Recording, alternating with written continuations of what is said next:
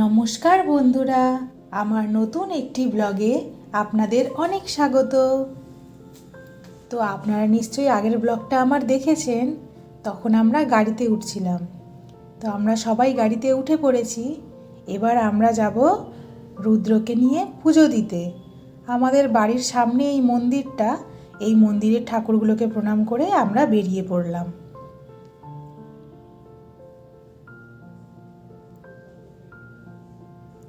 এই যে আমরা চলে এসেছি বাবা বড়গাছারি। যারা এই বেহালার এদিকে থাকে বা দক্ষিণ চব্বিশ পরগনার এই সাইডটায় থাকেন, তারা নিশ্চয়ই জানেন যে বাচ্চা হলে সবাই আগে বাবা বড়গাছারিকেই পুজো দেয়। তো আমরাও সেই উদ্দেশ্যে যথারীতি পৌঁছে গেছি ওখানে। তো সবাই গাড়ি থেকে নেমে একটুখানি রেস্ট নিচ্ছি, কেন ঠাকুর মশাইকে ঠিক করতে হবে, ডালা ঠিক করতে হবে। তো আমি এরই মাঝখানে রুদ্রকে একটু ফ্রেশ করে নিলাম। ও যে জামাটা পরে এসছিল ওটা দেখলাম একটু ঘেমে গেছে, ওই জন্য ওটা চেঞ্জ করিয়ে আর একটা অন্য জামা পরিয়ে নিলাম। না হলে ওর একটু কষ্ট হয় না। তাছাড়া ওর এখনও ঠান্ডাটা পুরোপুরি ক্লিয়ার হয়নি, ওর বুকে এখনও একটা ঘর ঘর ভাব আছে। সেই জন্য ওর যাতে ঠান্ডা আবার না লেগে যায়, ওই জন্য ওই ভেজা জামাটাকে চেঞ্জ করে একটা নতুন জামা পরিয়ে নিলাম। এই যে আমাদের আজকের শো স্টপার। তো আমি এই ডালাটা নিয়েছি বাবুর জন্য। তো বলল ডালাটা নাকি মাথায় নিয়ে তারপরে ঠাকুরের মন্দিরে যেতে হয়। তো যাই হোক, আমি মাথায় নিলাম, ছেলের মা বলে কথা, সেই জন্য। এবার আমরা হেঁটে হেঁটে মন্দিরের দিকে যাচ্ছি।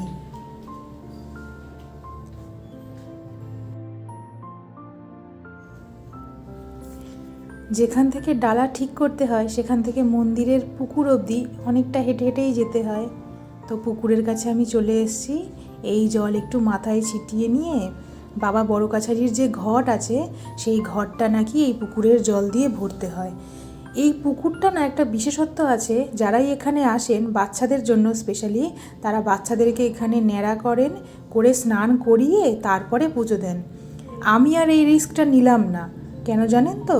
কারণ ওর তো এখনও ঠান্ডাটা লেগে আছে, আর এই খোলা জায়গায় যদি আমি ওকে স্নান করাই তাহলে আর দেখতে হবে না। কিন্তু অনেকে আবার বলে ঠাকুরের জায়গায় স্নান করালে কিচ্ছু হয় না, কিন্তু তাও আমি না ভয়ে ভয়ে আমি আর এই চান্সটা নিলাম না।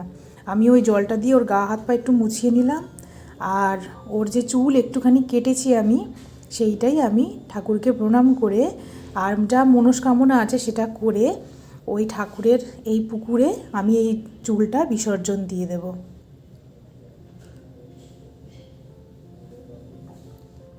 অনেক বাচ্চাকেই দেখলাম এরকম ন্যাড়া করে খালি গায়ে স্নান করিয়ে তারপরে ওকে চেলি পরিয়ে দেখলাম পুজো দেওয়াচ্ছে, কিন্তু আমি আর করতে পারলাম না, কারণ ওর তো এখনও ঠান্ডাটা লেগে আছে না, ওই জন্য।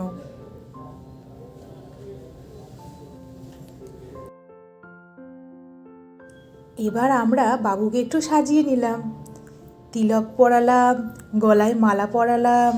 আরও সাজানো যেত, কিন্তু ওর ঠান্ডা লেগে আছে বলে আর অত সাজানোর দিকে যায়নি। ওর তিলকটা চুলে ঢাকা পড়ে গিয়েছে।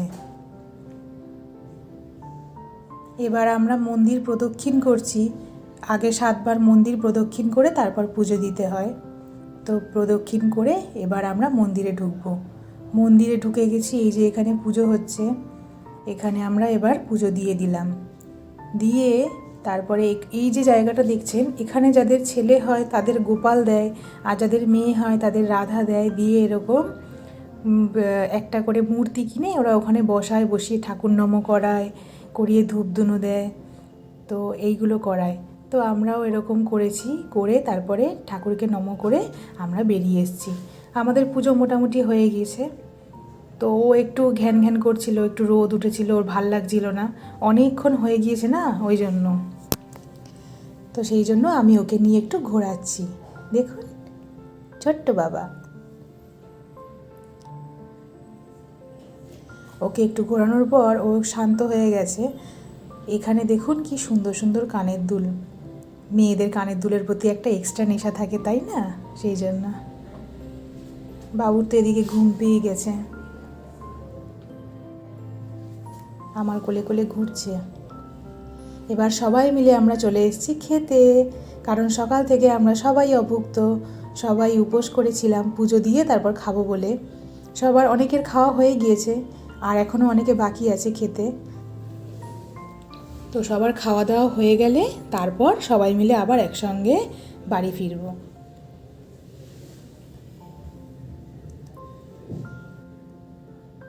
আমাদের খাওয়া দাওয়া সব হয়ে গেছে, এবার আমরা ডালাগুলোকে গুছিয়ে নেওয়ার জন্য আবার এখানে চলে এসেছি এই দোকানে। দাদুর কোলে দেখুন না কি আনন্দে আছে, দাদুকে খুব ভালোবাসে।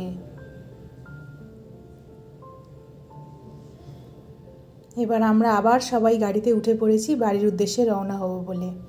তো আজকের ভিডিওটা এটুকুই, দেখা হবে পরের একটা ব্লগে। যদি ভিডিওটা ভালো লেগে থাকে তাহলে একটা লাইক করে দেবেন আর চ্যানেলটা সাবস্ক্রাইব করে পাশে থাকবেন। দেখা হবে পরের একটা ব্লগে, ততক্ষণের জন্য টাটা, সবাই ভালো থাকবেন।